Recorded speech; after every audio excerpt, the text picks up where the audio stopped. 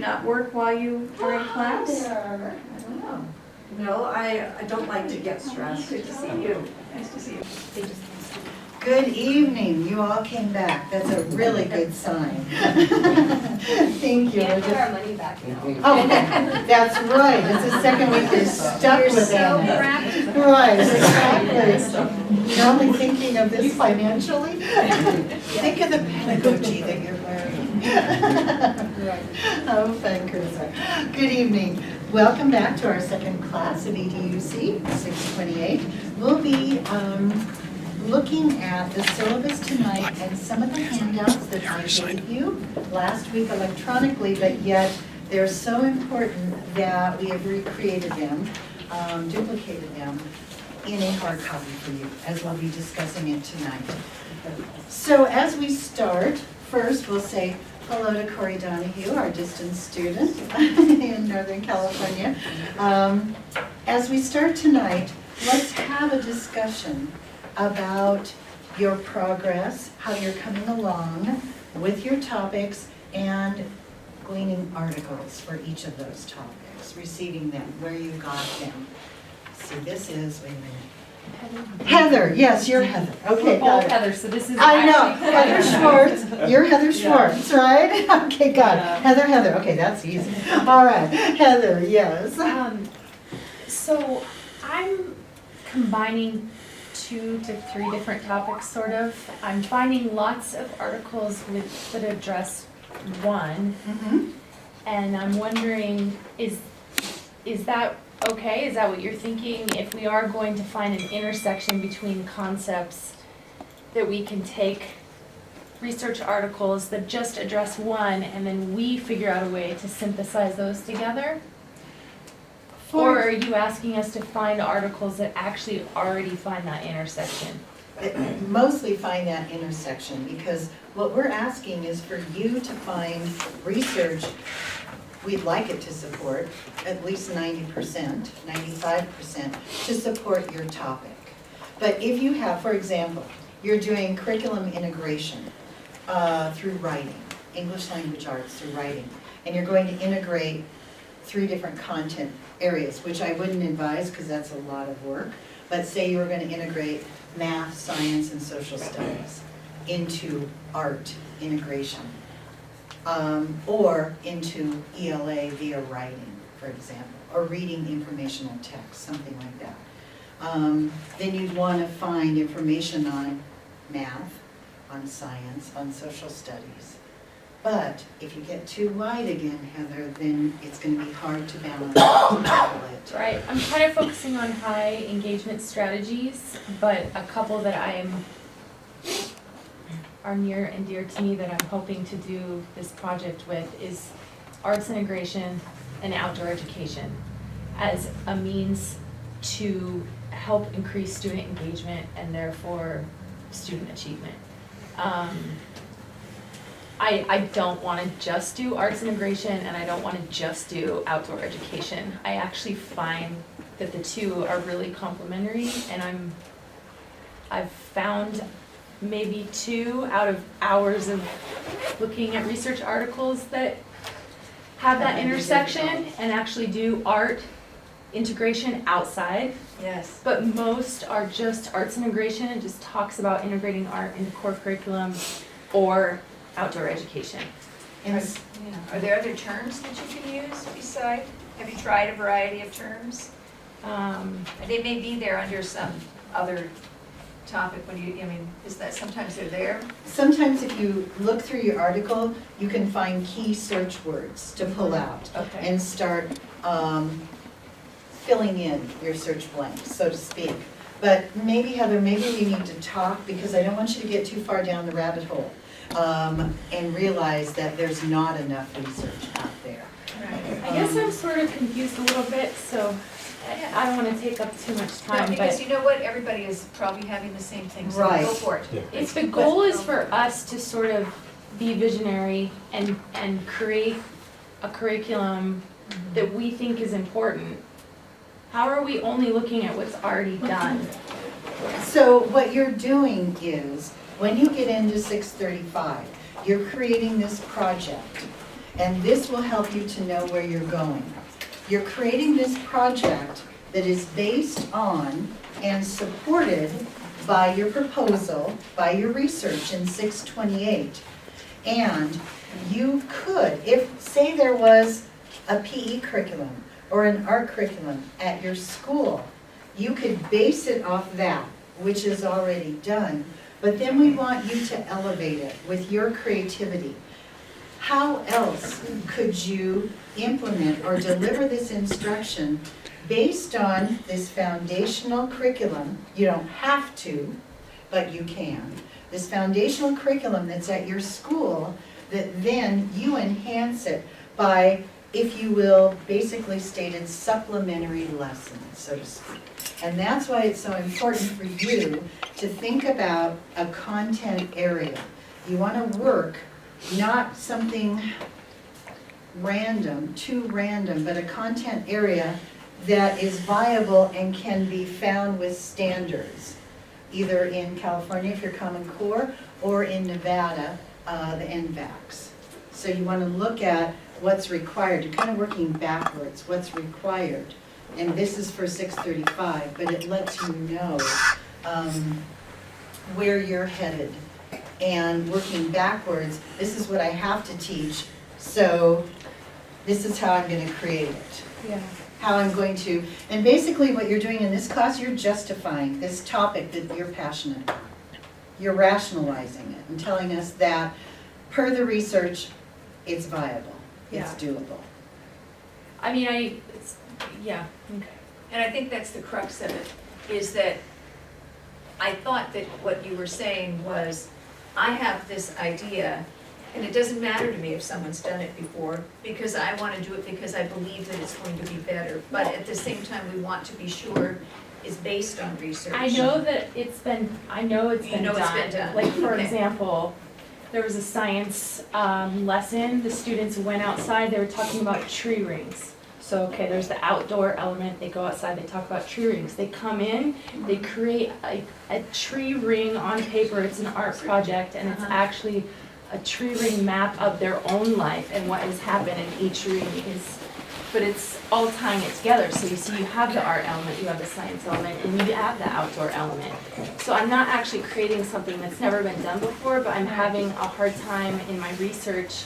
I'm finding only arts integration or outdoor education, and I know the two have found an intersection. Yeah, maybe Yeah. you've taken on too much, but I just want to jump in because I totally know how keywords mess you all up. Because when you're creating a model, yes. and when you're doing science, you're creating models all the time.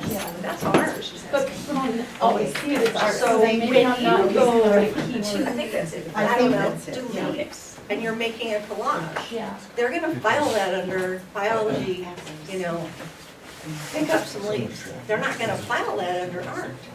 So it's almost a matter of picking up the jazzy little keywords like model is art, or any sort of visual is art. I almost want to say that if you wanted to stick to the science and just start looking for ways to inject the art where it says model and visualize, you could get so creative with that. Because what you're telling me, the science with the rings, they didn't file it under art, huh? It was just, So, I mean, that's a gold mine. And all it is just, they don't know it's art, but you do. So, because I'm kind of in that flaky zone too, for mine's development and SEO. So I don't know how to overlap that yet, but I think the keyword is just model. Because that's art, screaming art. That's Make a good hint. something. Appreciate that, yeah. But know that we're not asking you, you don't know. You're still new to your field. You're still green in the field. It's very difficult for you to create something. That's not what we're asking. We're asking you to find what's research-based, and that's going to be your foundation, your premise, to build upon that. But, and clarified. I think we know exactly what you're talking, Heather. Please continue. Well, I think that you could find an article that talks about how art enhances learning, right? The modeling, the hands-on, the visual, art can be many things, doesn't have to be visual art. It could be a lot of, it could be spoken word, it could be all kinds of things. And then you could find a different article that talks about outdoor education.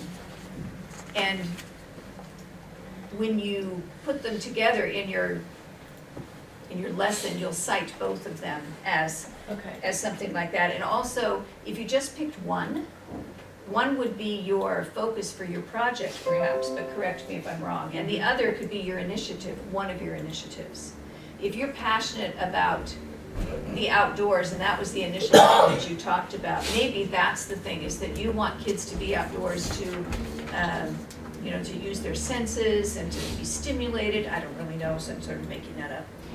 But you also know that you yourself find art, visual art, I'm guessing. Is that what we're talking about, drawing? Yeah, Is that I think when you it's- say art, is that what we're talking about? I think it's actually a the better other direction? word, is just Tactile? creating something. I just feel Creativity. like Okay. our future job market and also us as individuals, it's just, we don't necessarily encourage creativity enough Creative sometimes. expressions. Yes, but Yeah. you're also, it's room for the children to create something and not just mimic or To create an replicate. artifact? Right. Yes, So you want them to produce artifacts that represent their learning, yeah, that which I was perhaps sort of stimulated by chalk up being to art. outside. But I think you answered it in your first part where you Okay. said if I Oh, did good. I'll have two stop different. talking. Oh, no. So No, go on. I meant it was helpful that the Yeah. two different articles, I can cite both and use them both, Yeah. even if they're not necessarily But it'd be talking. great to find some that went together, but I could That's- say, yeah. but if you had one that was, it just, oh, this is the one, that if children creating something that demonstrates their understanding of the concept. Yeah. And that creation is what you're calling art. Yeah, Who knows what the artifact, the yeah. object. Maybe I would benefit from different keywords, I guess. Yes, I think Right. keyword, a change of keywords. With Right. help, Yes. definitely. Yes, any other questions? So, Let's do this. I teach middle school, so my plan was to, structure my research based on middle school. What I found is that most of it is based on elementary. Can you refresh us with what you're? So I'm gonna do like literacy skills of reading and writing integration into project-based learning. At what grade level? Middle This is school? what she was Gonna hoping do for middle middle school, school. but You were there's not a hoping- lot of research. At that level, there's research in like elementary, so like word acoustics and, yeah, so can I use that?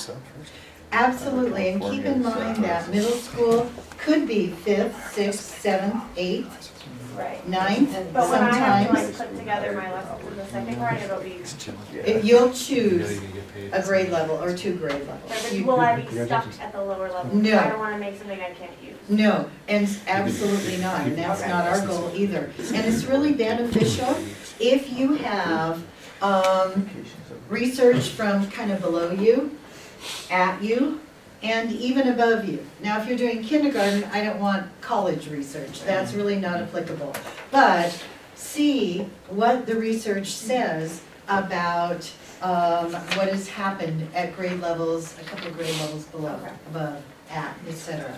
That's always beneficial. Cassie? So I'm finding a lot in my research, I'll find the that's a bounce exercise on a specific test. But I'm finding a lot of effects of physical activity on attitudes towards school and attitudes towards learning. So is there a way to combine that and tie it to a standard? And like, so I found one on physical activity and sports, motivating students to get a higher grade, and there's a lot of correlation, but it's not tying to a specific. You might then need to go back and find research that says that motivation, good attitudes promote academic achievement, academic success. Okay. Let's talk about that and see Okay. where you're, yeah. It's Just, printed out a bunch of like, well, it's correlation, but it's not specifically to a test or a. and it may not be, exactly. Although, interestingly, I've gotten some phone calls this week that some are having trouble with the opposite. With which they're finding difficulty finding articles that prove the motivation and the encouragement. Oh, right here, I'll give them, I'll send them over. True. Joshua, did you have a question? Not question, just experience. Good, please, please do. So in doing the research, I've primarily been going through the Prim Library, a little bit with Google Scholar to try and get those keywords. Good. To give you an idea of how that progressed, not that it took forever or anything. I started out with real world applications in the classroom was kind of my basis, because that's how I've always thought of it. Okay. That didn't pull up a ton of things, but in reading through some of those articles, most of them rubbish, I was able to find that some of them use real world scenarios. Some of the other keywords were that if it's context-based, phenomenon-based, project-based, those were all things that really highlight exactly what I'm talking about. Oh, It's good. just different vernacular for it. Exactly. And as soon as I started utilizing those terms, much more recent articles came through because that's the current language that's being used for the type of learning that I want to engage in my lessons. Excellent. Well, that's And- fabulous. That is really good news. As we've said, try not to spend too much time reading those articles if you think they are not applicable, but do skim through them and see if you can pick out key words that are applicable to your topic, and that'll give you a good search word, possibly, possibly. Anyone having any trouble with Prim Library?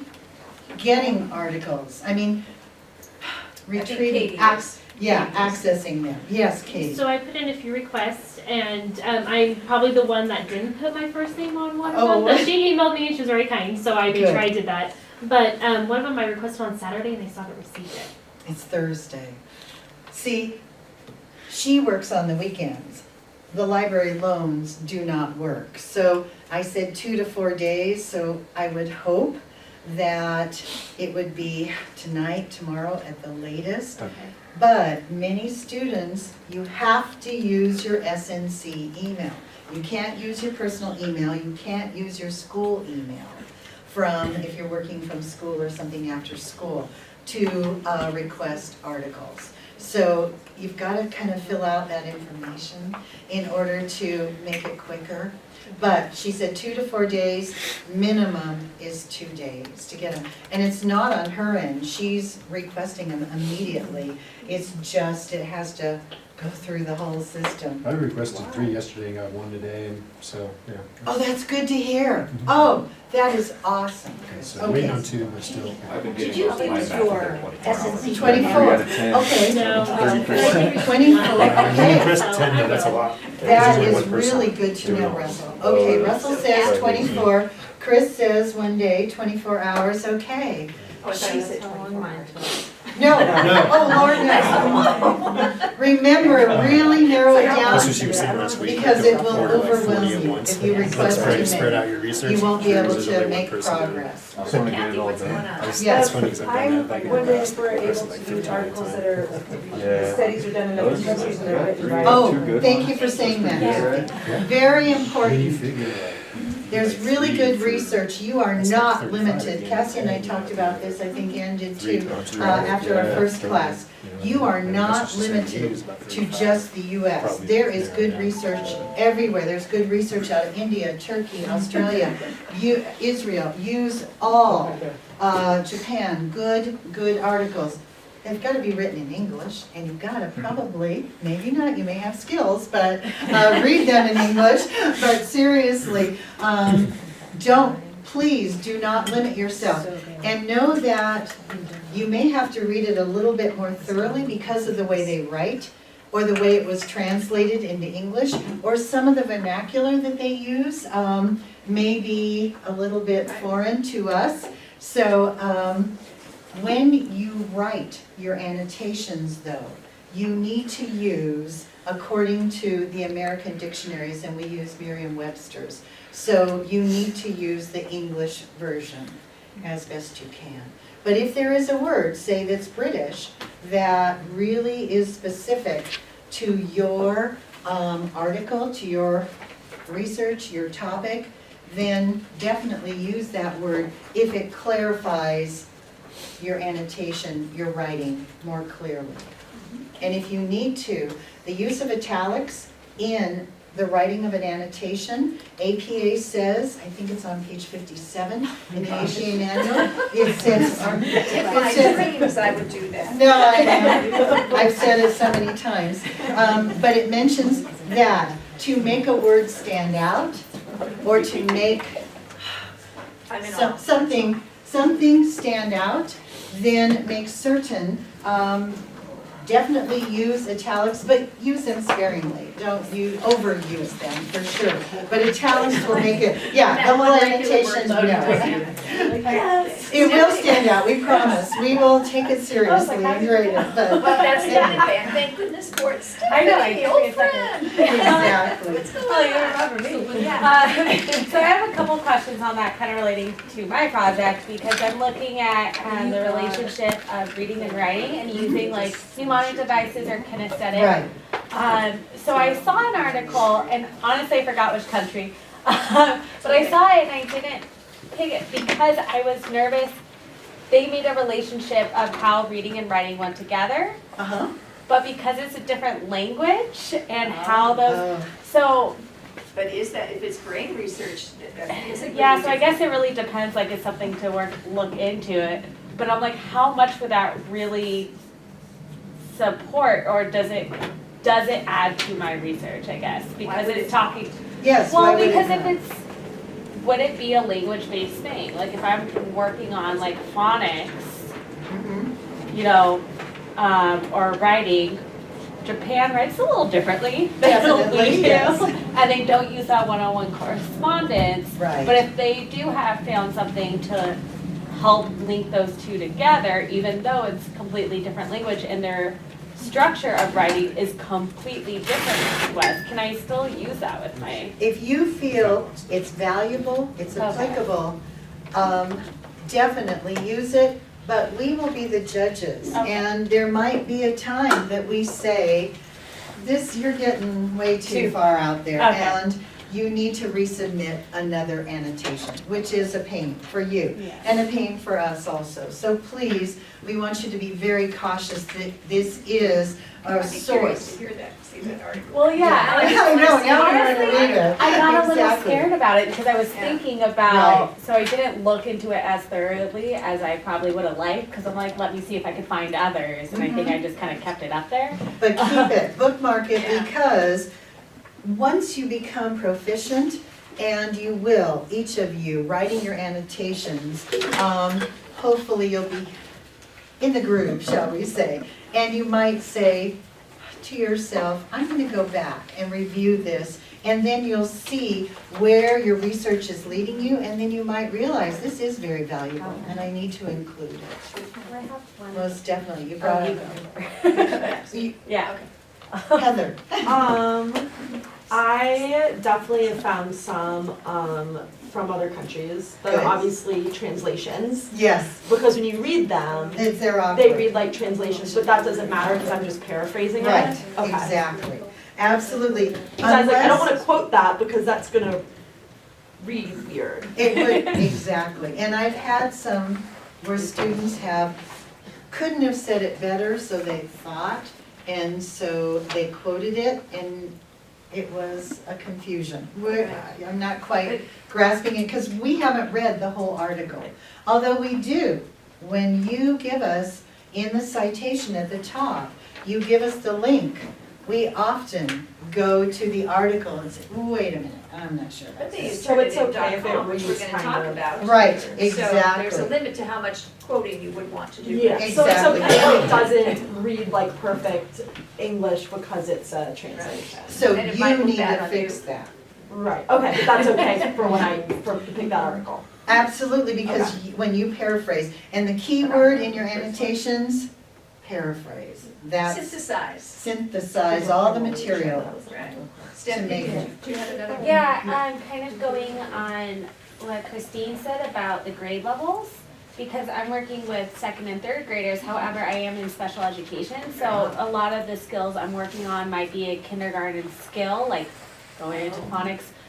So, is that okay to use lower, or things that were used for kindergartners, because even though I'm gonna be applying it with second graders or third graders, it's using that skill. Yes, because your sped kids, they may be mentally, their ability level could be ninth grade, but they're working at a kindergarten level. Okay. Who knows? So if, again, if it's applicable to your research, then, and we'll trust that you make that decision, and if you don't make a good decision, then we will make that decision for you. But in the annotation, you can also say that there's a, hi, I'm sorry, I'm standing exactly in your way. I could fill up the doorway. Where you can say, this is useful for, but one should be cautious when. Okay. Right, because that's what's on your mind, because if you use the ninth grade kindergarten example, developmentally, certain things are inappropriate Yes. for a ninth grader to be doing because of all kinds of things, feeling things, even though the academics is, I need to know what a short A is, you aren't probably going to do it in the same way that you would Well, do you're it gonna with say a with the second and fourth third, or Right, kindergarten, third exactly. grader, I can't Yeah. even Still grades, want it right? Yeah, there has to be a balance in Yeah, there, but you okay. would make that decision. Okay, I just wanna make sure, like, even though I am, It my doesn't stuff's have to gonna be fit with second and exactly. third grade, Right. there is a reason that I'm going to the lower grades for research. Absolutely. Thank you. So we have to start submitting our annotations next Thursday. Well, So- next Thursday, Well, you we'll- should bring them, and Yeah. you're gonna do peer review, and then you're gonna. So why not, so do we need to have all 12 of our research, because I only say that, because what if you get 2 Yeah, and you're looking, but you're not hitting the 12 mark, like at what point are you gonna abandon your pathway and try to switch to something else, because you've already done I see 4 what you're saying. annotations, but you're not getting to 12. So theoretically, should you have a base 12 by the time you start writing your annotation? No, you don't have to, because as I said, it might, So you can here. do that, you You can can use me as an start, example if you want. For Yes, that. why don't you explain why you say that? right. I actually have 4 annotations in already, and when you step back and look and you start trying to refine what your project's gonna be, you can use those. But it's gonna take you in different avenues, and you're gonna have to tailor it to your project, I guess idea, whatever.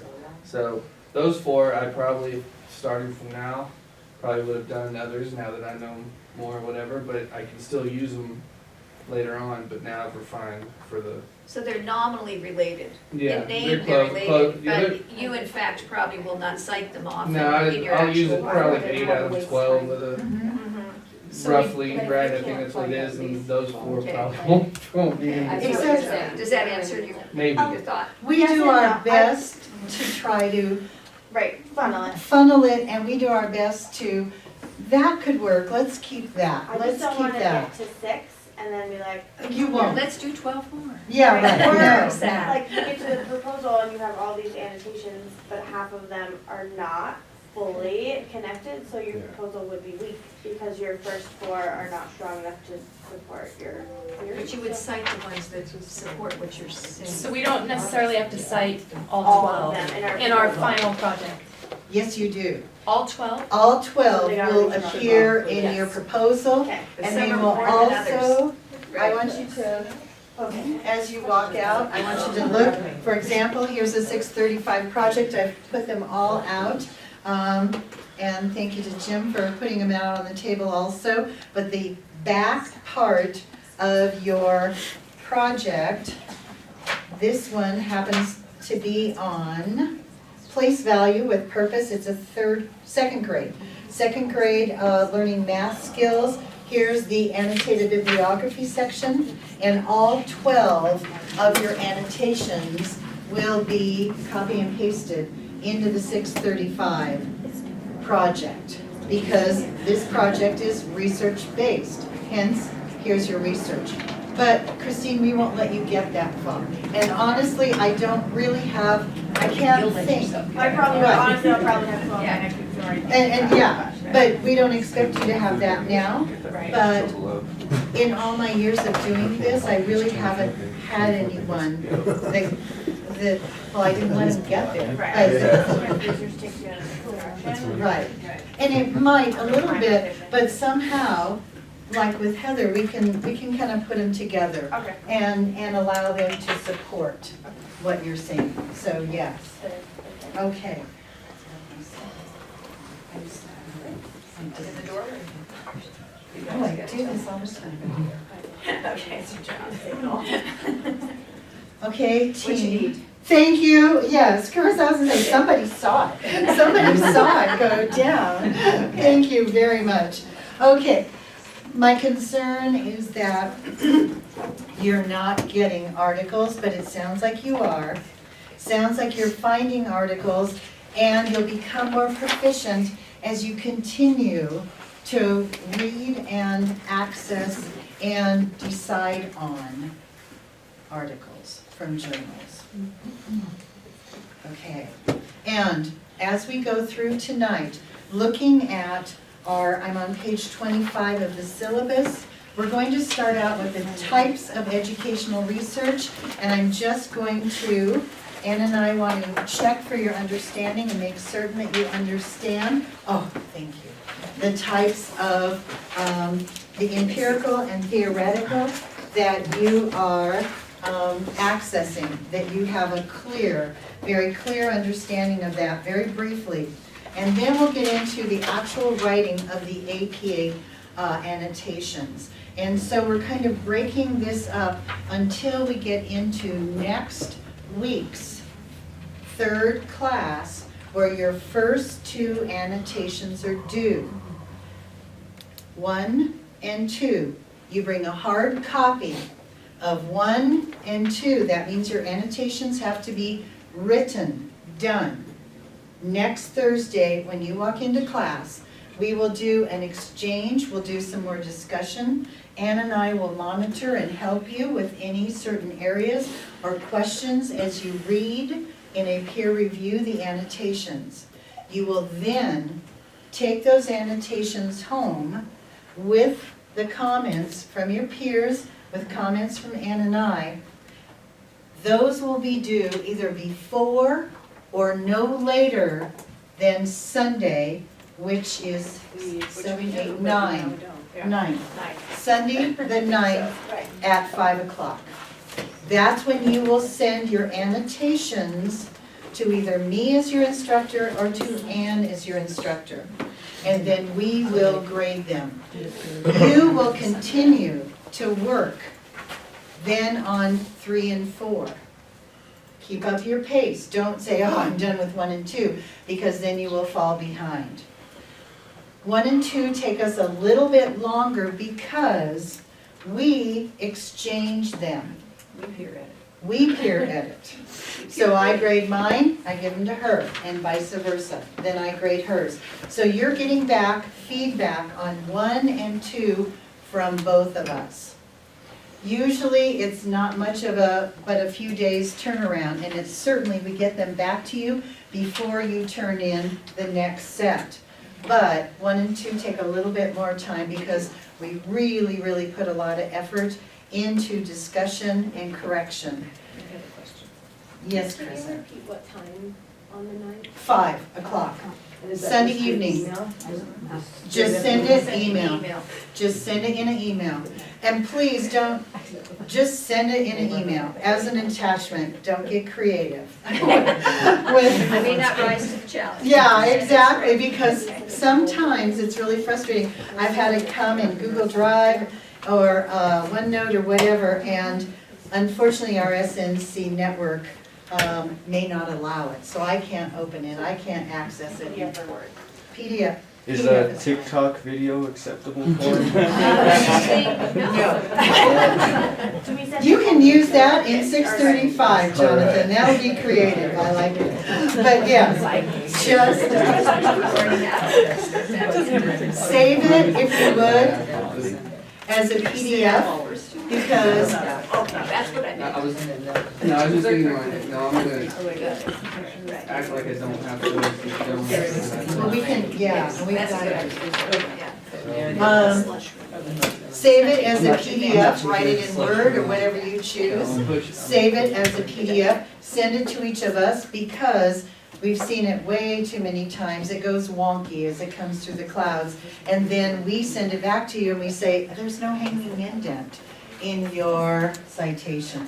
And that's because it gets distorted So save as. as it goes through the clouds. So save it as a PDF and then just attach it. That's it. That's really important.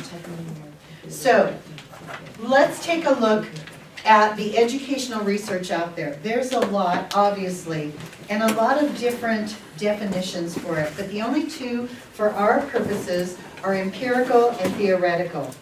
And basically, I'm just going to read from my notes very quickly. Research is complete only when it's shared with the scientific community, and that's how we derive the word peer-reviewed. The medium for sharing, then, is the scientific journal. So all these brilliant people that are true nerds do their research and they share it with their community, hence peer review. And the medium, the scientific journal, publishes their findings, their analysis, their successes, their failures, their perspectives, and they're shared in a whole body of the literature review, which is what you've probably heard in 560 with Kelly Brown. Then we have the types of articles that appear in the scientific journals, which of course, as we said, for our purposes are empirical and theoretical. They're reviewed by the peers before they're accepted or rejected by a journal. And I hope that you have looked at page 10 in the APA manual. Initially, maybe, hopefully you got that far, but on page 10, it talks about empirical versus theoretical. So I would like for you to take just a couple of moments to read the sections on empirical, section 1.01 and 1.03, which is theoretical, so that you can determine the difference. But while you're doing that, Ann and I are going to collect these signed documents, thank you very much, that you have read them. Thank you very much.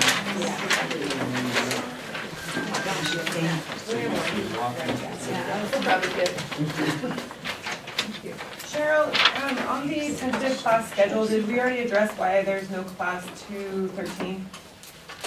Yes, that is SNC spring break. Thank you. Now, while I know each of you have your own spring breaks, and when I create the schedule, I do look at all the school districts as best I can, but we have to follow SNC's holidays. It's like in like 2 weeks. It's like not even spring yet. It was like ski break. They actually had like a ski break in the bay. Kind of dumb. Wrecked Tahoe for a week. Yeah, there's no way. Hold on, I'm on. I'm really good at spring break schedules, thank you, North Star. It's usually, I know whenever. do you know when you're gonna get hit?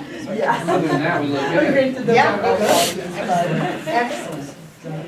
I don't know if I just typed spring. Okay, very quickly, we're just going to take a couple of minutes because going through the writing of your annotations is the most important to give you a good basis, a good foundation. So, throw out some words about empirical. Show me your stuff. We're checking for understanding. Cassie. Cassie says it's original research. Absolutely. What does that mean? It's backed up by data and numbers, right? And the researcher did their own work. Absolutely. Good point. Anything else? They're testing our hypothesis. Right. They've determined, maybe because they are experts in their field, a hypothesis of their own. And now they're putting into practice. It's a Like a predictable pattern as well of sections. Or there, together, reflection, data, results, very. precise. Exactly. It's always the same, it's always boring. And if you look on page, sorry, I didn't. didn't hear that from me. But, Kellyanne, what do you There's a really think? cool chart here, it's like a flow chart, Mhm. like chart nerds are gonna love this. Exactly. Oh, look, It can be But- verified. it's like It's in the back. What page is that on? 253, it's like, oh, that's where we are, we're in the follow-up. I didn't know what that was called, Got it. but So- it's kind of handy dandy. And this is very technical, but it's the same thing as, if you look back on page 10, under section 1.01, it talks about empirical studies, and it has 4 bullet points. For research, they have an introduction, so they're developing their problem. They have a method, which is the description of the procedures used. How did they collect their data? How did they get all their information to support their research? The results, then they report on their findings. Then the last thing is a discussion, the summary. We are going to discuss this empirical versus theoretical chart, that the top for empirical in writing your annotations, we'll discuss it in a moment, but it follows this exactly. I'm looking at the empirical versus theoretical descriptor chart, and we pretty much follow that same flow in writing our interpretation, our paraphrasing of the research. So it is, thank you so much. So basically, we've got empirical, it's based on observation. Firsthand, it measures it, and it derives knowledge from the actual experience. So the researcher, hands-on, they're right there in the classroom, in the environment, in the setting, doing their research. Then the reports on the research are conducted by the author with the evidence collected equaling data. So it's original research, it's firsthand, it's right there. There may be some indirect research, and that may be some researcher having, I use the term loosely, but like their flunky, do the observations, and from the write-up then, maybe they have a partner who does the actual data collection in the classroom, and then that's somewhat indirect, and then they write it up. But it's still firsthand observations. Carissa, please. Are you gonna talk about, so for the empirical, I just noticed the post, sorry. For empirical, does it matter if they're qualitative or quantitative? They will be one of them. They will be, But it's okay to use qualitative or quantitative? Absolutely. Or mixed? Okay. it's gonna be usually mixed Yeah. methods, but it's going to be within the empirical research. Now I'm looking at the educational research, the handout that I also, we put on your tables. If you'll notice, it says empirical designs. Those are research designs.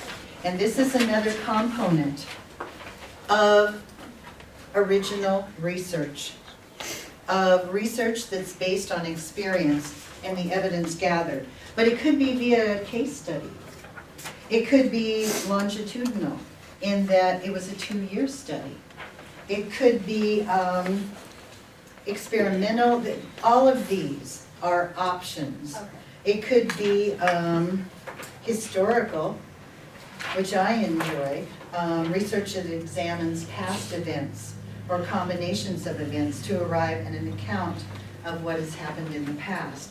So there's all types, more specifically, as we kind of peel back the onion of empirical research. And you will include a research design in each of your annotations.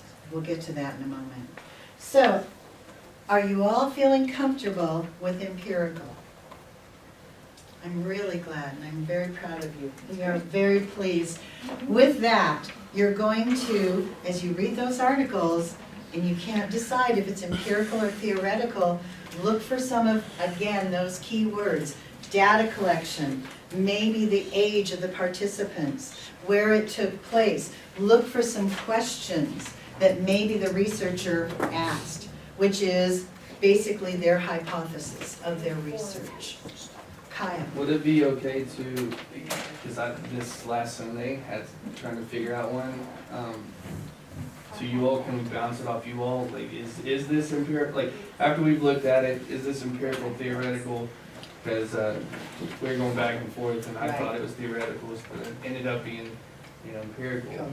So if you have someone bounce it off of, like, what do you think about this article, so we can keep moving on? Absolutely, and we may send back and say, and I've done this, not a lot, but I'm thinking this is a little more theoretical than it is empirical, but this is the purpose of the peer reviews, is that if your peer questions it, then we can jump in and read it very quickly. And then you could use, like, if you wrote it as empirical and then everybody decided, or your peers decided it's theoretical, you can take that and redo it, that same Exactly. one for theoretical. Exactly, Okay. and that has happened.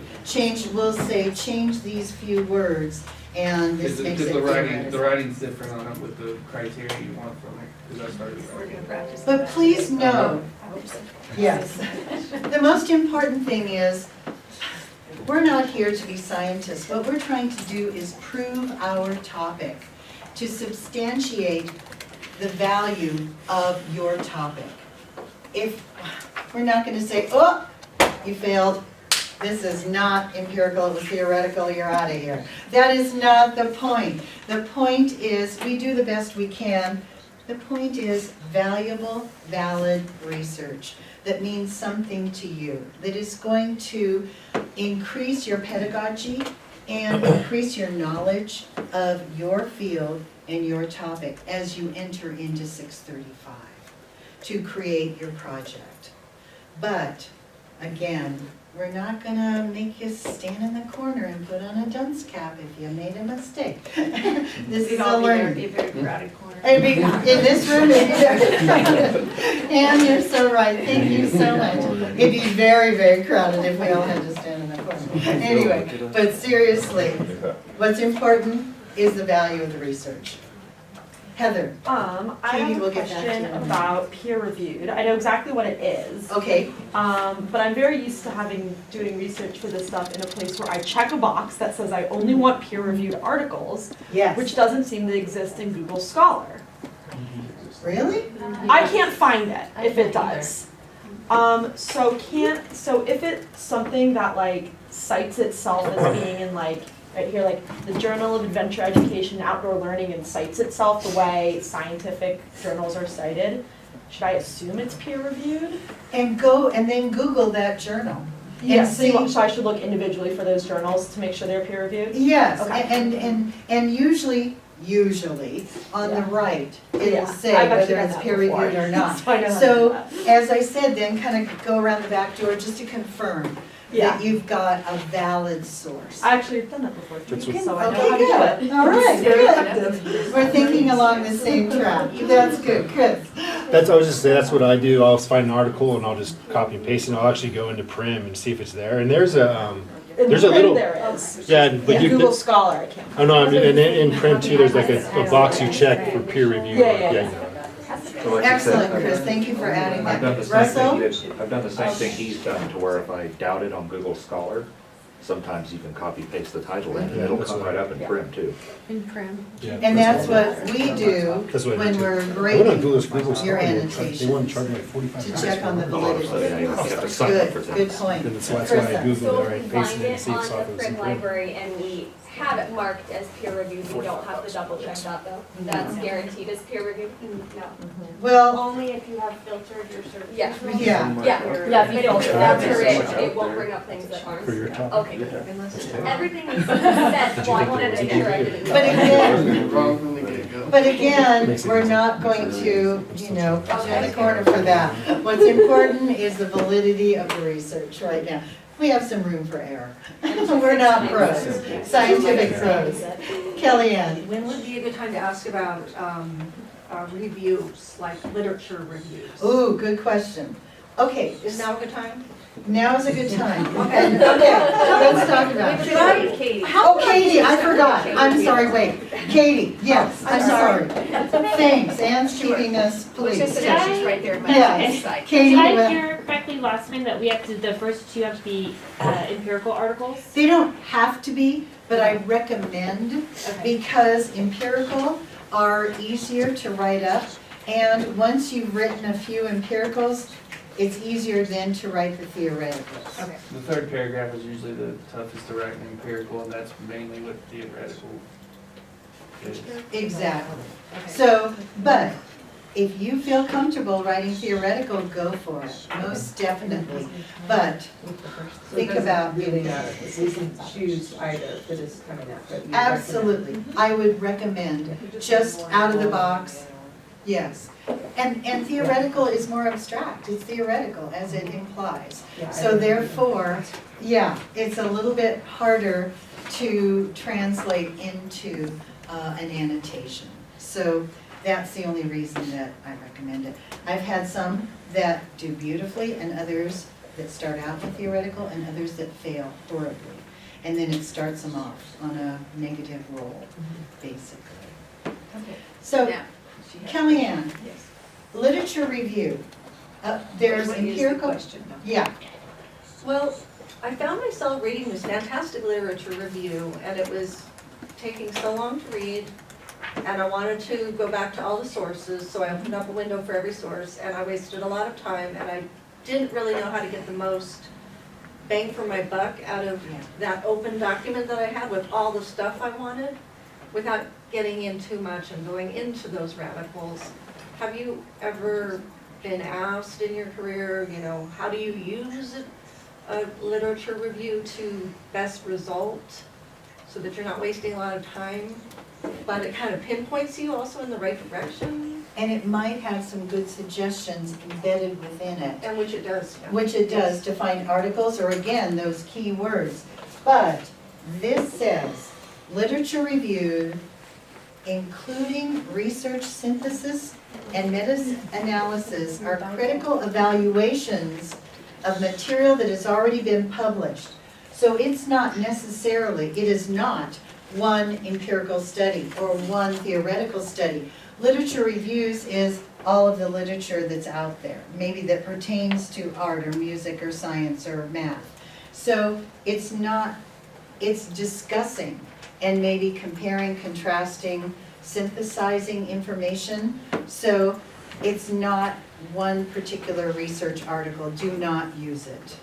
Do not. But you've wasted your time, Kellyanne, so maybe you've gleaned some good Well, information. you've got Hopefully. 52 references in there, Good, good. so There might be something good in there. Yeah, but that's all you can do.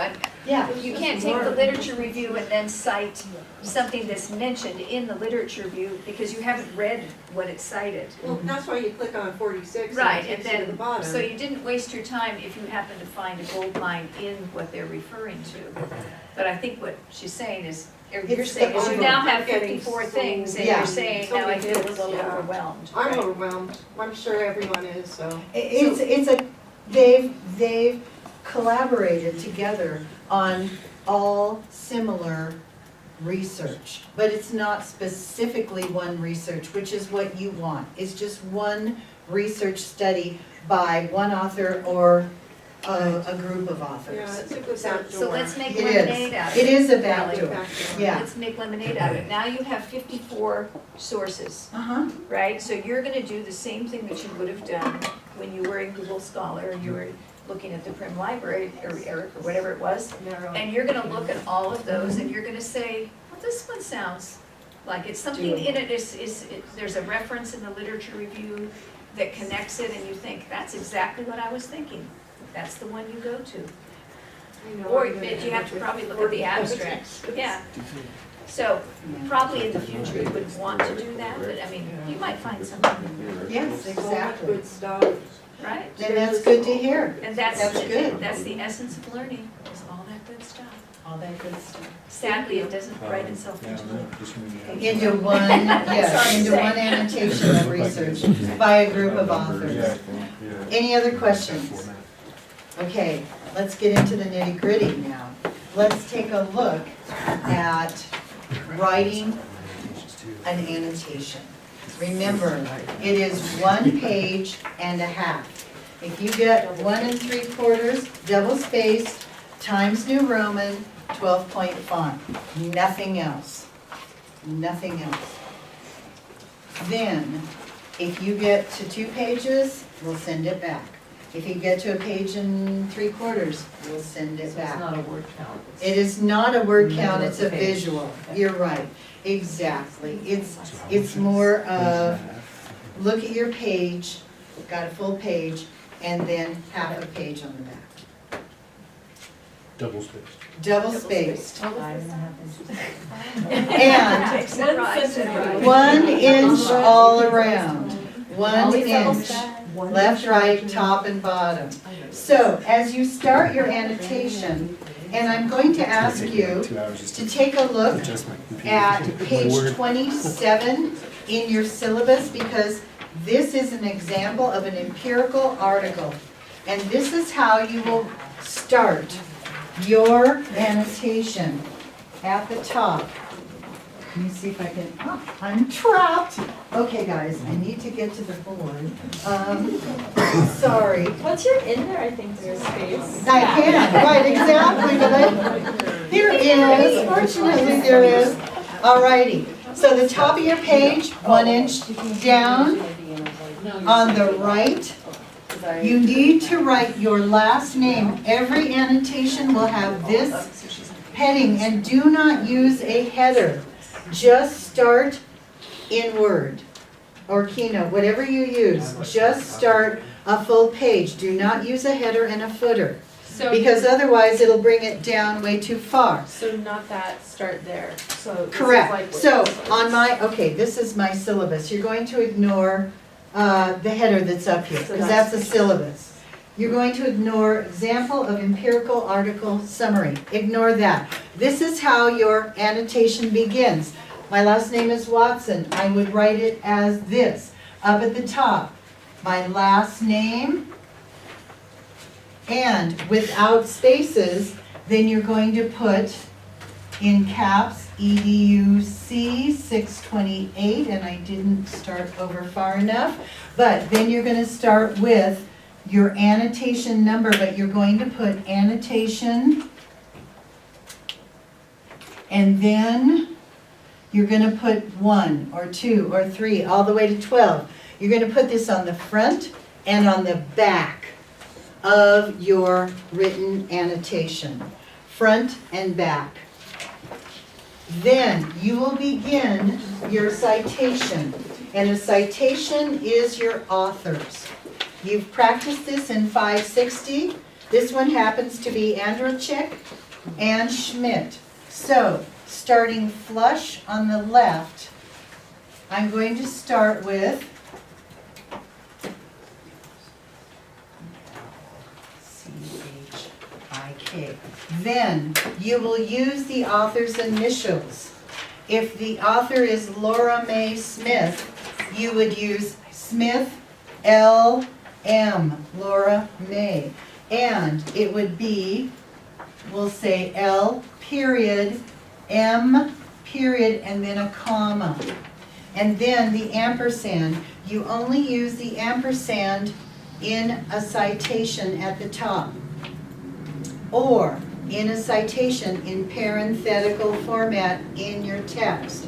But, so then I'm going to write an ampersand, and for example, this particular article only has 2 authors, but I still use a comma and I still use the ampersand, and I write Schmidt, comma, and then this is R period. That ends the author's names. Then, if you have obviously one author, that's pretty easy. If you have more than one, you may have 6 authors. And that's when you will go to, and I'm gonna, sorry, I'm gonna go to the APA manual, my favorite page. Write this down, memorize it, write it on your hand, put it on your forehead. 177. This is your cheat sheet. in the APA manual, it has a table, table 6.1, basic citation styles. It will tell you if you have one author, you just write it. If you have two authors, if you have 3, 4, 5, if you get one work by 6 or more authors, then it will tell you how to appropriately use et al. Et al. In the citation at the top, et al. In the body of your writing in your text. Use this. Very, very helpful. Page 177 in the APA manual. Then, I'm sorry, I'm going to erase this so we can go across. But you know the heading, front, back. Sorry. No, you're fine. We're good, okay. What comes next is the date. You're going to put in parentheses, this one happens to be 2014. Right parenthesis, left parenthesis, with a period. When you write the title of your article, it's all in lowercase except for the first letter of the first word. This happens to be students. And then it continues like so. If there is a colon, for example, students writing colon, an investigation into calligraphy, then the first letter after a colon is a capital. Also, there's only one space in the citation between words. You only space once. Hit your space bar once Is there here. a space between the period and Yes, the there is, because unless your name is one word, Laura May, this is 2 words. If I wrote my first and last name, I wouldn't put them together as one word. They are 2 words. So if an author, if it shows their middle name or even their initial, always, and this happens, good question, Kellyanne, there is always a space here. One space between the initials. Thank you. Title, first letter, capital. First letter after a colon, even if it is the word A, it's always a capital. Then you're going to include the journal's title. And here is how it starts. This starts flush on the left. This is indented for a hanging indent. The following lines will always be a hanging indent. That's your choice. When you're trying to create your citation, balance it. Don't have it go all the way out, and then the second line starts here, and then you finish it here, and then you start the third line here, and you finish this one here. Play with it with some of the words, break them up so that the spacing looks good at the top. So, then you include the journal title. And Heather, what did you say your journal title was? One once I was at? Yes, Journal of Adventure Education and Outdoor Learning. Well, that's a long one. We'll just call it Adventure Education, all right? So you can do 5 spaces over, 7 spaces, whatever you want. Whatever works, as I said, to balance this citation. So now I'm going to start Journal of Outdoor Education. I'm going to use an abbreviation, but don't. Journal of Outdoor Education. What's different about that? Italicized, good job. This is italicized. Then there's a comma, and then there is the volume and the issue number. Volume, issue number, they go together. So Heather, does it give you a volume and an issue number? It does. And what are they? 12 and 1. Oh, good. Okay, so 12, I'm going to try to write it in italics, all right? It's slightly slanted. And then, how does it go? Parentheses and One. straight up and down. Spaces. No spaces, exactly. 12, all of this, I'm just underlining it as an example. Stop, all of this is italicized.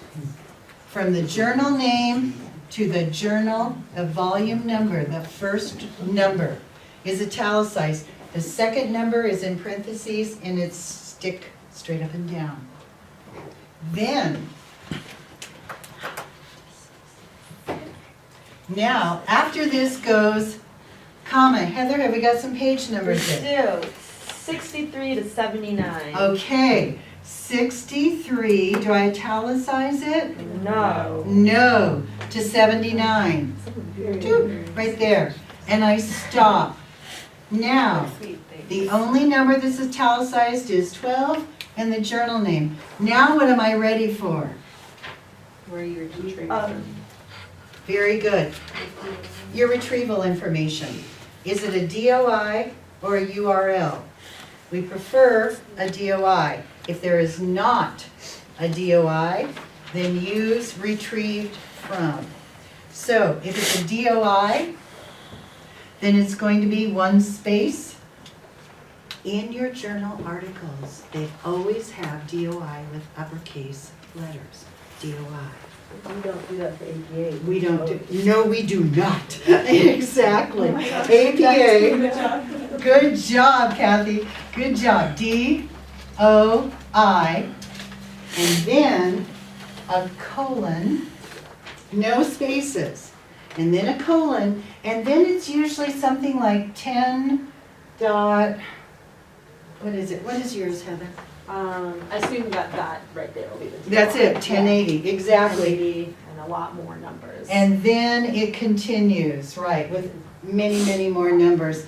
But this 10 and 1080, that is the permanent address, the locator of this particular journal, and is supposed to be lifelong, so that you can always find this journal, this article, at this particular address.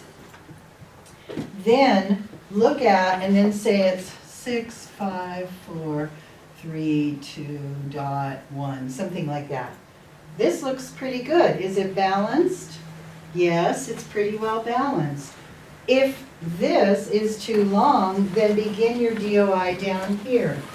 There is a way to, it's page 194 in your APA manual, and it talks about, I think I'm right, 194, you're going to it, I'm wrong. 192. I was off by 2, guys. Okay, I'm so sorry, will you forgive me? Okay, page 192, it talks about breaking the URL and the DOI. This is crazy, but are you ready for this? Okay, I've written it out shorthand. In a URL, you break the URL before the punctuation, before it. So if I wanted to, if I was writing that, I would break it at 10, say DOI colon 10. Then I'd start the punctuation of the period on the next line at a hanging indent and continue my numbers. This is typical APA. With a DOI, you break after the punctuation.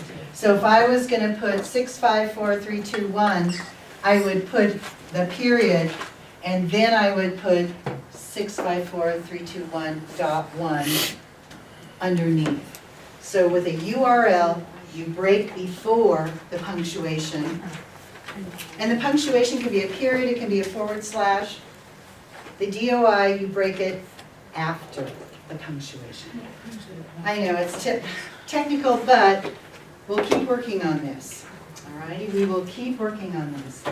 Then, as we continue, you've got the citation, now just double space down to start your text. You're going to start right here we'll say the. It's going to follow the hanging indent. That's going to be your indent. And then just continue writing, and here's your margin here. And try to keep it as balanced, I said, here. You'll have 1 paragraph, 2 paragraphs, 3 paragraphs, possibly 4 paragraphs in your writing. Any questions about the citation? We'll continue with that. Good. Isn't this exciting stuff? Thanks. Woo-hoo-hoo. Thanks, guys. You're being very, very patient. I appreciate it. Very respectful. Heather. And no number on the page, no page number 1 and 2. 1 and 2. For a page and a half, do you want a 1 on the first Oh, page? no, I see. I'm sorry. I was thinking, wait, it was 63 to 79. No, you don't need to, no, do not number those, because you are eventually going to delete the name at the top where it says Watson EDUC 628 annotation 1. That's going to go away when you put it, remember here, let me find one.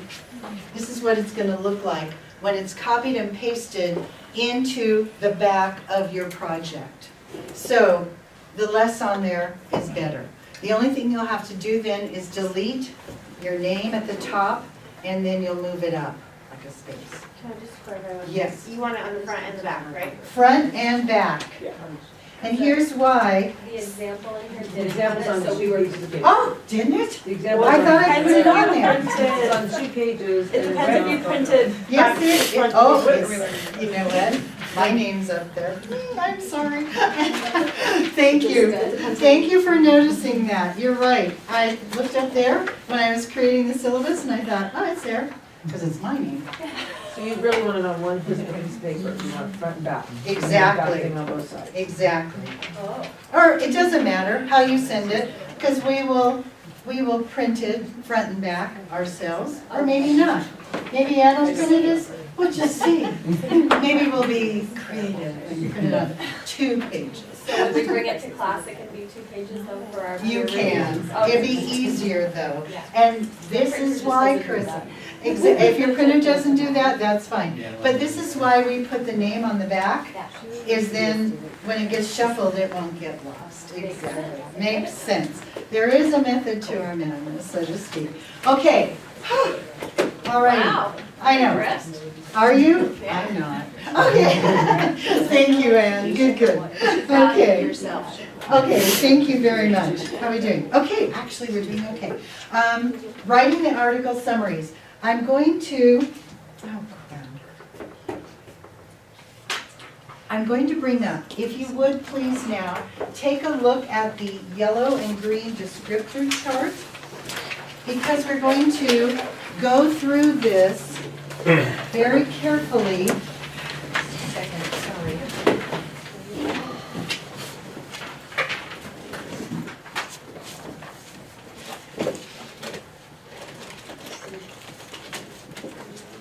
And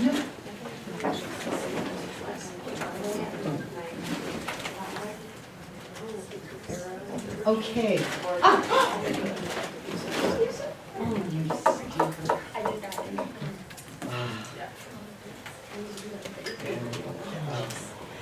And I can email you like there's a whole bunch of computers. You can only extend it forward. Your email and that So if I know that you could use alcohol, I think it's Buyers a couple times. I already had that buyers a couple times. Okay. Oh, whoa, spider. Spider? It went down, you're good. It was heading for you. How rude. So if you come in, We're gonna keep an eye on that. you read it, you're trucking, or you Well, if it's giant, thank you. Oh. Right, big guy. Actually, It was that big? Oh my gosh.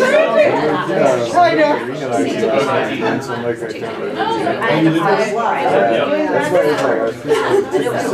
Oh, is it? That's right.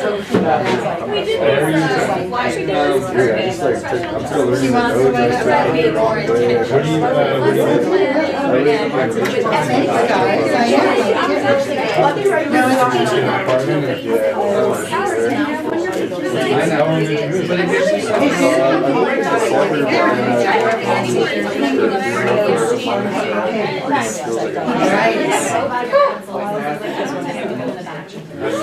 Not only do I have like some problems for today, but that's future planning, so I got it for 3 days, alright? Have I what?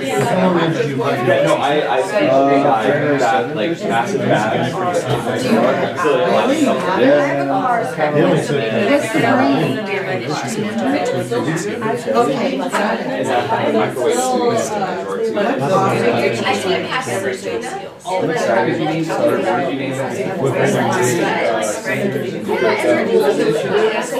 So you don't have to use the markers. See, I don't have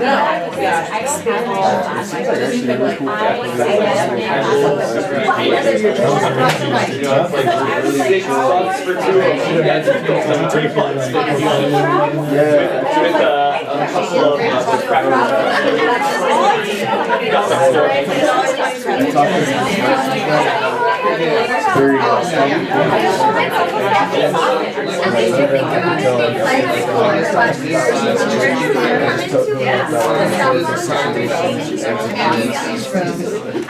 Bill to bill. I should say a lot. Keep in mind, first of all, Okay, let's come back together. Very simple. We're just gonna go through this. When you write your annotations, I want you to have your good buddy here in front of you. I want you to have the descriptive chart in front of you.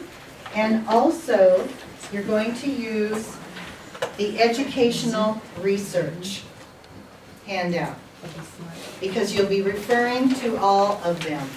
When Ann and I do corrections, when we're grading, we have all 3 of these components in front of us also. So as you start, and I'm going to jump back to the article, the empirical article that's on page 27.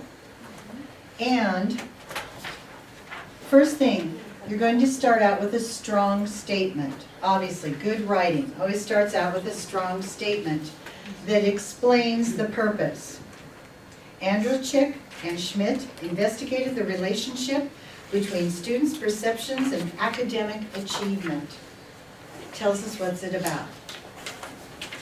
So, then, in that first paragraph, you're going to tell us what kind of an article it is. And we see this happen so many times in our grading, you forget to tell us, is it empirical or theoretical?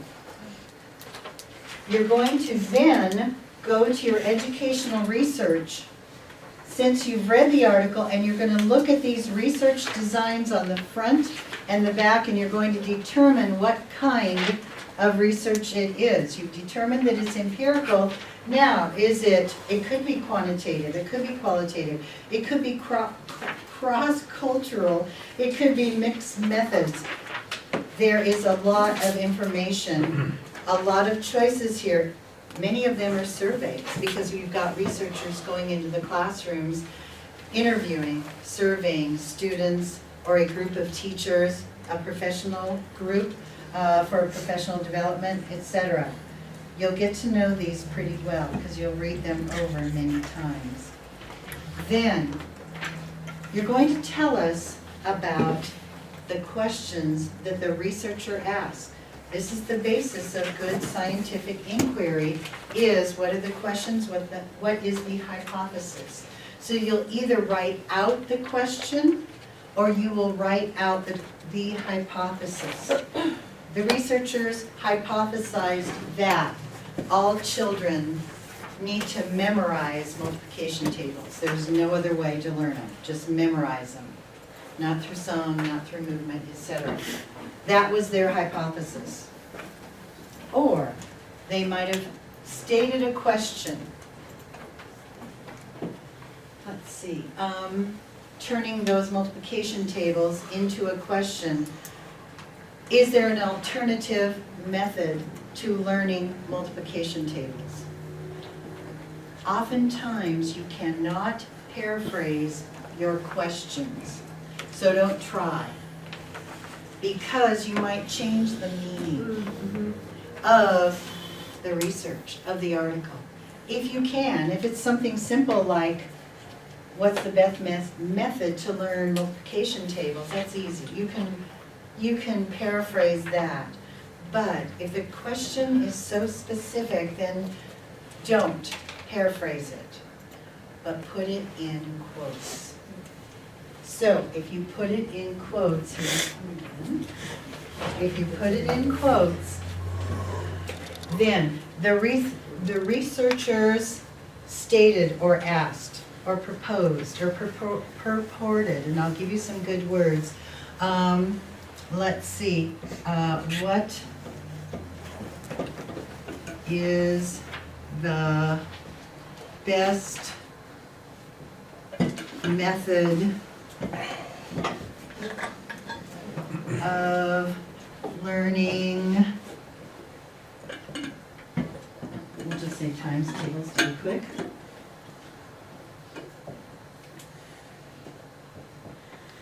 Now, you do not put a question here.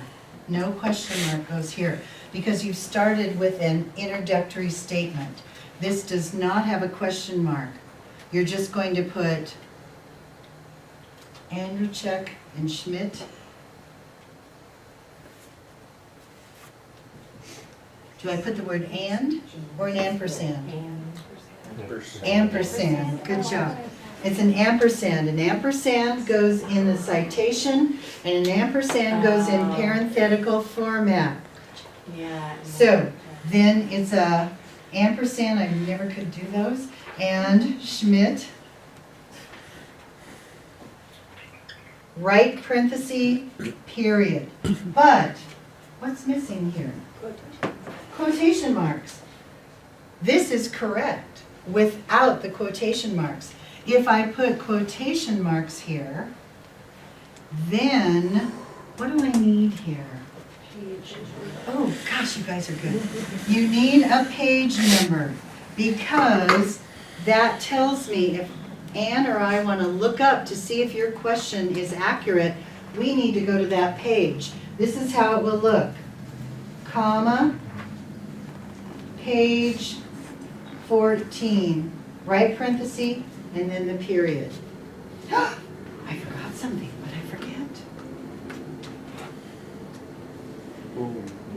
The year, exactly. What about? I did, but you guys didn't catch it, but that's okay. Would the question in the thing have a question mark for it? Pardon? Would the question in the article have a question mark? She would ask a question about. If it's enclosed in the, this gets so tricky.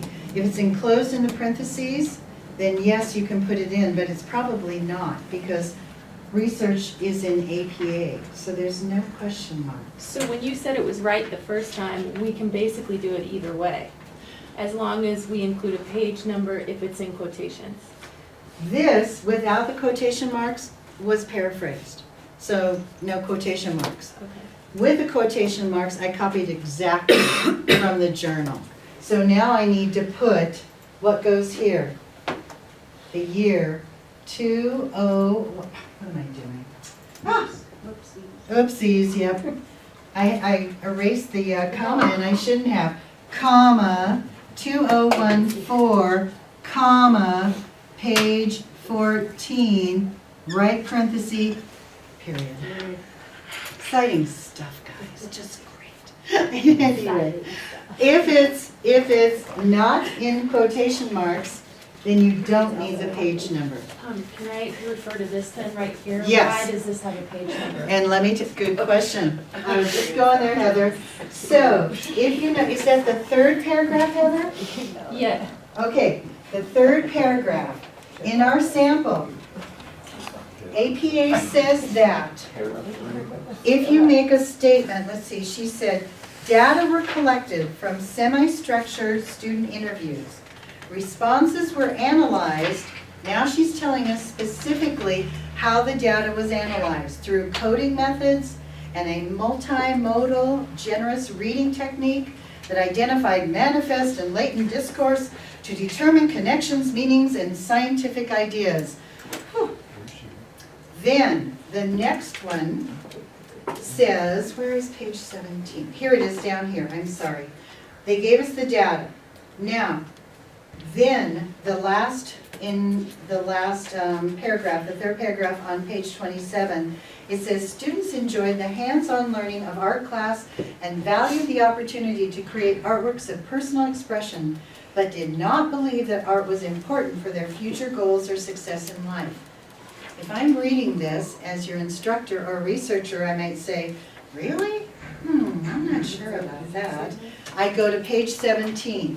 So if there's something, APA says that, if there is something that is not necessarily questionable, but you want the reader to know specifically where this can be found, then you can put a page number. So that's optional. That is optional. So we could do the page numbers every time if we wanted to? No. Or no? You Just if would it's not, questionable? because some of it's not that important. I mean, to put a page number. Page number, use them sparingly, always for quotes, but secondly, if it's some specific information that you think we might question, or you think is valuable to the reader for the reader to look up, that's why that page number is there. There is no quotes, obviously. But the students enjoyed the hands-on learning of art and valued the opportunity. Who said? Page 17 said. But they did not believe that art was important for their future goals for success in life. Again, based on who? Who said this? Based on their research, and I would like to see more specifically what page 17, maybe they elaborate on that. I'm curious, I want to know. That's why it's there. Then, I'm going to briefly go over this because then you guys are going to start teaching. The second paragraph then, the research design. It's listed as last, but if you notice in this specific article, it says the purpose of the qualitative empirical research. You can kind of squeeze in that educational research design with the type of article, empirical or theoretical. You can get it in there. Then, the second paragraph, here's the meat. Be so cautious that you don't overly explain or include too much research, too much data. The second paragraph includes the participants, their age, and their grade number. Please, please use page 111 to 112 in your APA handbook, and I'll give you some more cheat sheets next week. But for numbers, this is how you write numbers. It's really important. If you say, for example, 12th graders, or if you say 12-year-olds, there's specific ways with the use of hyphens. Page 111 and 112 in your APA manual. Then, this is good stuff. Don't It is forget so it. good. Don't forget it. Okay. then, see, I'm helping you not have to really read it that thoroughly, because you'll be going back to these pages over and over again. Give us the participants, their age and their grade. The location of the research. Remember, if it's in Milwaukee, then it needs to begin with a capital M. Tell us what city, what state it's in. Also, if it's not specifically noted where the research took place, then in your annotation say something like, in an undisclosed, unspecified, undisclosed, unspecified location of the United States or of Central Turkey, something like that.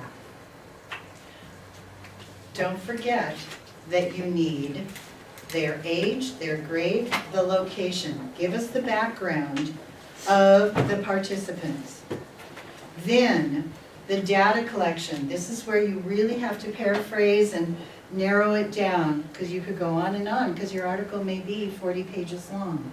So, tell us what they did and how they did it. And then how they analyzed it and what was their findings, what was the outcome. Then, the third paragraph, and this is the most challenging, and we will go over this often in class. This is where you are going to, this is all in third person, all in third person. Do not use pronouns. Don't say they for the researchers. Say the researchers, or state. Andrew Check and Schmidt, 2014, stated. Concluded. Don't use he or she. Do not. We don't care if they're male or female, they are researchers, scientific researchers. Then, in the third paragraph, oh, and don't use contractions either. APA does not allow you to use contractions. The third paragraph concludes with the applicability, the benefits, and the usefulness of the article to the educators. Be very cautious that this third paragraph is not just regurgitating what the researchers found. It's very easy to just restate what the researchers found. We want to know from your perspective. This is where you need to think. Think about your classroom, your school, your group of peers at your school, your administrator, your district, etc. How is this beneficial? These three criteria must be explicitly stated in the article. This is your summary of the applicability of the article to educators, administrators, and/or the classroom. But be really cautious that it's not opinionated. I don't want to hear your opinions, but I want you to bring in your background knowledge. And look at that research and say, okay, it's for reading. I could use before, during, and after strategies. And maybe mention how that would relate to the research. And please, and I'm going to be very blunt, don't give me a bunch of educational BS. Don't say, oh, kids will succeed if they use this strategy. That's not what we want. We want specifics. How does this research affect the applicability, the benefits of your classroom? Don't get so broad, and don't try to wow us with finishing up with a bunch of educationese, a bunch of jargon. We know that. Aren't we all educators? We are, but I don't want your BS. Don't use the jargon. I don't. You'll use the jargon, but don't use the jargon that's so broad that it says, oh, it's good for kids. Or it's beneficial for kids, or kids will succeed. Oh, that's not Hopefully very we don't. educational jargon. That's kind of like just elementary lexicon. Okay, all right, right, To throw some exactly. jargon at you. But don't try to just finish the page really quickly. So is this, I have a question, is this example like a good example for length? Like is that considered 1.5 pages? Or would you send that back if we sent you something this long? It's actually, Well, I think it's pretty short. That's what I was wondering, I don't know, is that good for 1.5? or- Absolutely, actually, it ended up being almost four paragraphs, Okay. basically. As long as the beats in there, right, from the paragraphs that you wanted. As long, you're absolutely right, Kyle. I mean, we had a brilliant young man, brilliant. You don't have to talk about me like that. Okay, I'm sorry. I love it, and he came back, he came back. Glutton for punishment. I know, by choice, he came back by choice. He missed us so much, right? He did, thank you, Kyle, thank you. Talk about you brilliant student. I know, okay, all right, I'll go on. Brilliant. And he would turn in like 1 page or 3/4 of a page. And we go, oh, and we'd read it, and it was excellent. And he got it all in there. Brevity, paraphrasing. So page and a half or less. Or less. Or less. But, Chris, as long as you get all the good stuff in there, that's what we want to see. He just blew us away. I thought that was a great thing when you said page and a half or less, but trying to put it in a page and a half, Yeah. it's a lot. It's very To difficult. get But the you meat get of the those hang of it, the paragraphs. more you practice it. The more you practice. Before we break up into just a couple of groups, I'm going to mention that the last thing in your syllabus, Ann and I have Turnitin.com accounts. How many of you used Turnitin at your schools? Oh, good. Excellent. You're familiar with this. And because you've all read the syllabus word for word and all read the handbook, you know that 30% or less needs to be your originality of your own writing. 30% or less, meaning that you are going to go to Turnitin.com. We will send you in the next couple of days an invitation. So you don't have to enroll in our class. We will enroll you, so that's done. We will send you an invitation, and then you will sign in to Turnitin.com. And then you will be officially part of our classroom enrollment, our assignments. You will take your Word doc, and you can use a Word doc, a Google Doc, or something. But since they're gonna give us, just have them give what they're gonna give us. Exactly. And it'll tell them what they From can your, use. exactly. See what it says. It will tell, you're absolutely right. I won't get into too much detail. You can read through it. It's very simple. We're not going to use a lot of Turnitin.com. The only thing we'll be looking for in Turnitin.com is similarity scores, originality in your writing. And this will benefit you. We're not going to grade that way. We grade the old-fashioned way so that we can give you as much feedback as possible to improve your writing. So you'll get this invitation, sign up, read through it. There's some tutorials, but it's not that difficult. You will upload your paper to Turnitin.com. You will then wait a minute. It won't take long because it's only a page and a half, and it will generate an originality score.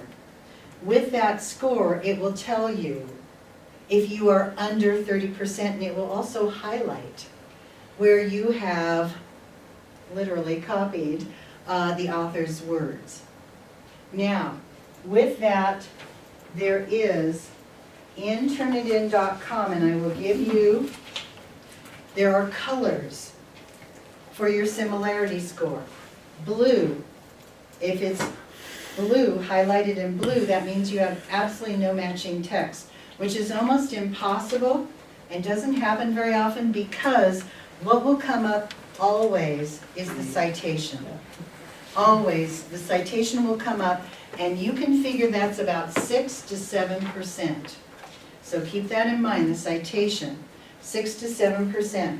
If it's green, then it's one word to about 24% matching text. If it's yellow, it's about 25 to 49% matching text.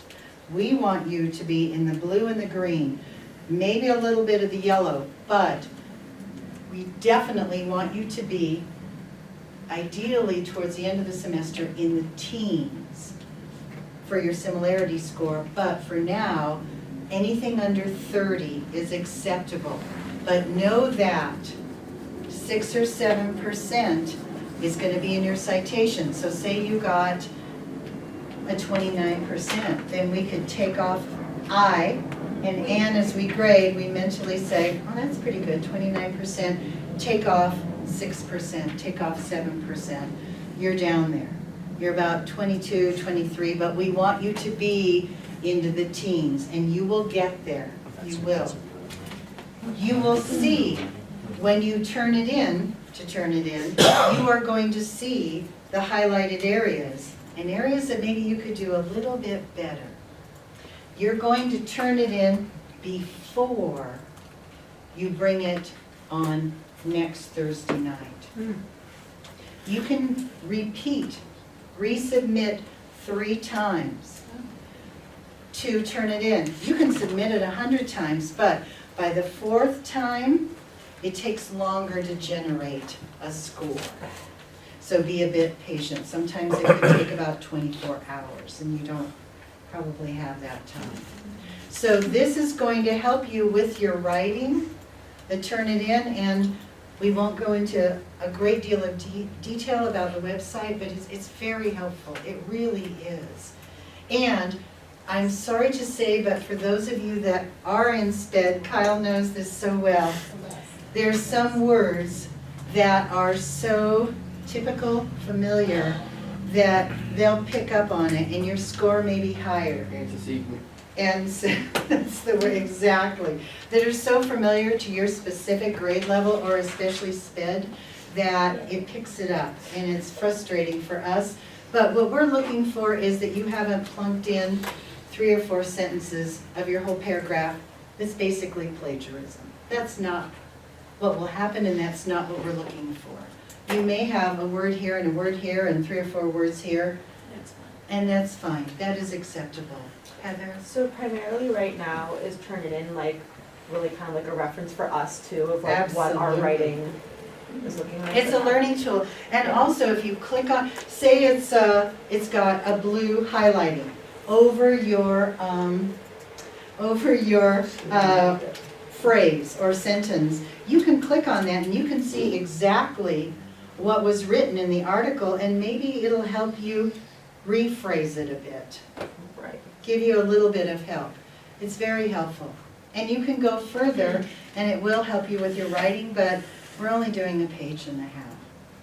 Kyle? That's what I was gonna say, is after you do a few of those on turnitin.com, it changes the way you start writing, because you don't wanna go back like I have to do every single time to the third time to get it scored again, so you start getting lower scores as you go along. Because it changes the way you write for these things. Exactly. It does, and you'll become more proficient, you really will. Another quick thing, just a couple of quick notes to help. In the citation, oftentimes, there's always a journal number, like 12, but there may not be a second number, the issue number. Don't worry about it. Don't go trying to find it, just write the 12 in italics with a comma after it and go to your page numbers. You only need that volume number. You don't need to go searching for it, and truly don't try to recreate something that's not there. I used to spend so much time then going to Google Scholar and seeing if I could find where the journal was and what article, et cetera, and don't bother with it. If it doesn't have an issue number, move on to something else. Also, some words. Researchers don't just find things. They're not archaeologists. They just don't find things. And they don't have good ideas. They have a reason for their purpose. So use specific words. And as Kyle said, you're going to get into this habit, this boring habit of writing like a researcher, reporting your research. So some of the words that you might use, some of the verbs that you could use are acknowledged, contended, maintained, responded, reported. They may have argued. They obviously concluded. You might use the word postulate. All verbs are past tense. Everything in your writing has an ED on it. It's all past tense because the research has already happened. So, postulated means that the authors demanded, they claimed is true. So they're postulating that the only way to learn multiplication tables is to memorize them. They're claiming that is true. Or they may posit something. Oh, I'm sorry. Acknowledged, contended, maintained, responded, reported, argued, concluded, postulated, or posited, P-O-S-I-T-E-D. It means to assume or affirm. Let's see, do I have any other good ones? You do. Regular thing on Yeah. your shopping list? It is, right, exactly. I'm postulating that I'll buy, yeah, right. I'll have ice cream for dinner tonight. I'm postulating. Anyway, oh, another good one is, there's so many hints, but when you, there it is, it's over by Kelly. When you write in the beginning, you've got some of the authors, and I'm going to use Ann and I, so I'm going to say Watson, and in text, I use the word and, not an ampersand. Watson and Linares. Ooh, you have that S. I hate that. I'm not going to use you, Ann. I'm going to go backwards. This is awful. I know that. I hate that. That will be confusing. Linares and, no, excuse me. Linares, just say Linares et al. Because that includes all of us with Ann. So in text, ET and AL, period. And then 2000, we'll say 19. But Ann wasn't the only author. It was all of us. So, I'll do it, Ann. I'll try it with the S. It's okay. Okay.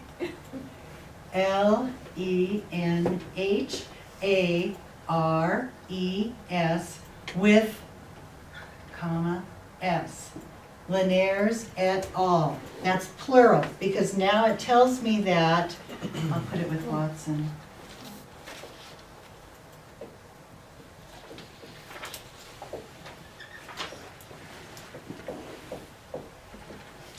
And Watson's et al's, et al. Because that means that there's more of us than just one. It's a possessive, it's a comma, apostrophe, excuse me. So is it saying that there's more than one Watsons? No, it's telling us that there's more than one author. Wait a minute, that's wrong. Wait a minute, wait a minute. Wait a minute. I did it wrong, guys. You know what, Ann? Your name threw me with the S on the end.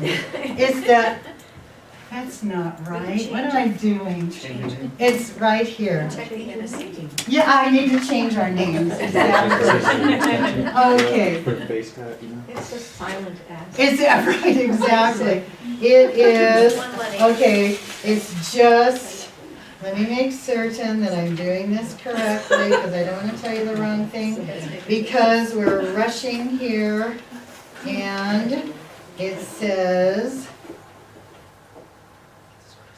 this way, right, et al's, now, 2014, et al's. It looks really odd because you need the period. I'm sorry, I was thinking of all of us, Ann. Et al's. Linares et al's, that's all of us. Gosh, I made 2 mistakes tonight. So you always have to put. You're counting, good. Keep counting. We're all gonna be in the order. So if you do et al, you have to do the S? You have to do, you have a period, you have apostrophe S. Okay. But Only Every if it's time? not parenthetical. only if it's not parenthetical and, okay, this gets really detailed, the first time, okay, can you handle this? No. Look at, yes, you can. You can, one more time. She can't. Yes. She can, here, I okay. can do it. Figure it out. All right, Strong.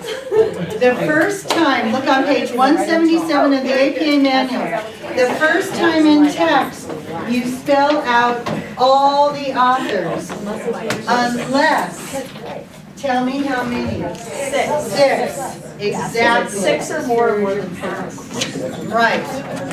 Stop at 5, we spell them all out. It says et al. No, in text, in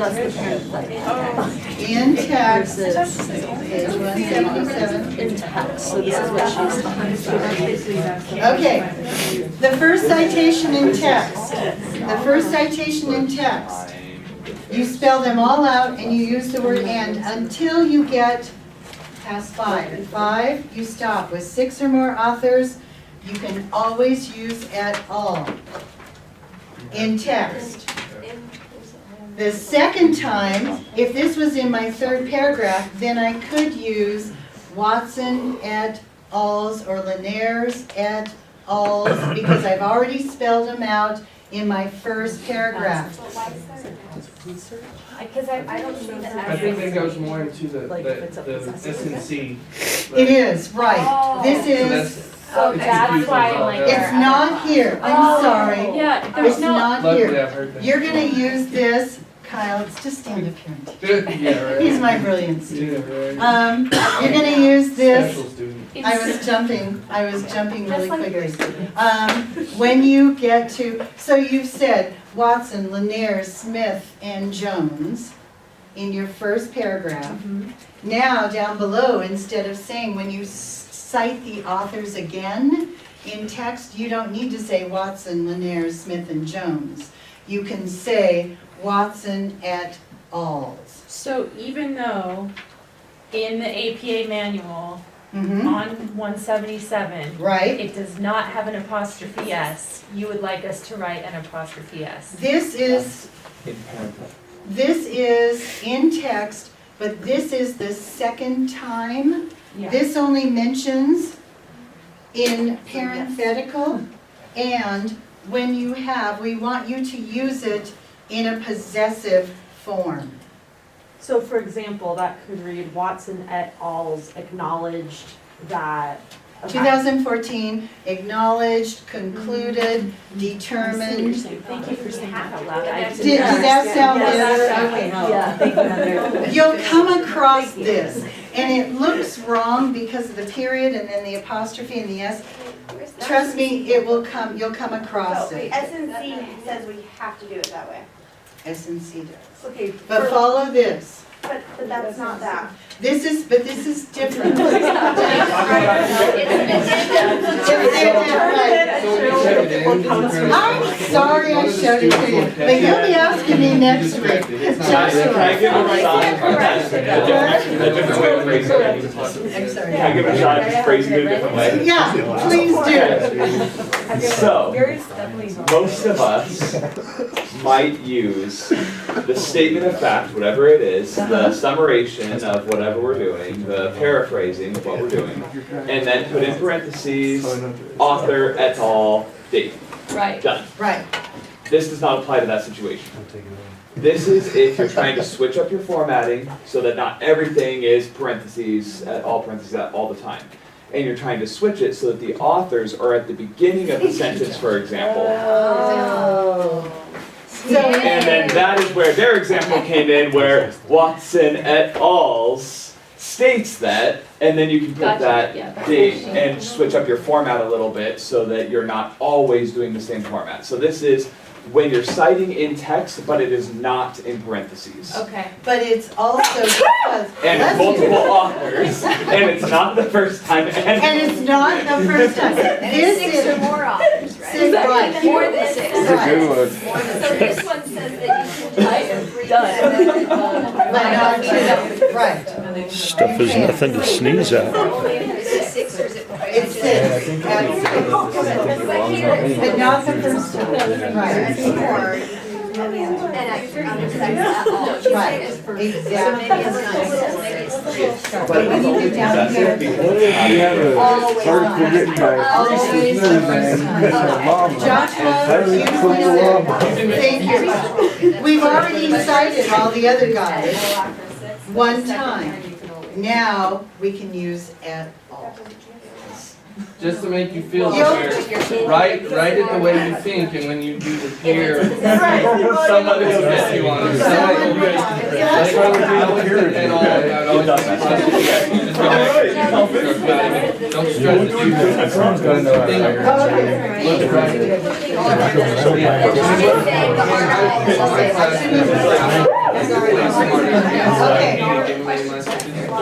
Okay, Just one little question. one little question, and don't expect me to answer it with clarity. Yes. So do you want us to change up the way that we are using citations within our annotations, or is it okay if we use the same, bless you, the same format of citation?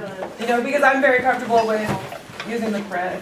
Yes, me Right. too. So it's okay if we use that same format, we don't have to switch it up and make it look all super cool? In a page and a half, we're not gonna be. You gotta make it look super cool. Yeah, it's only a page and a half. That's fine. Okay. I know, yeah, exactly.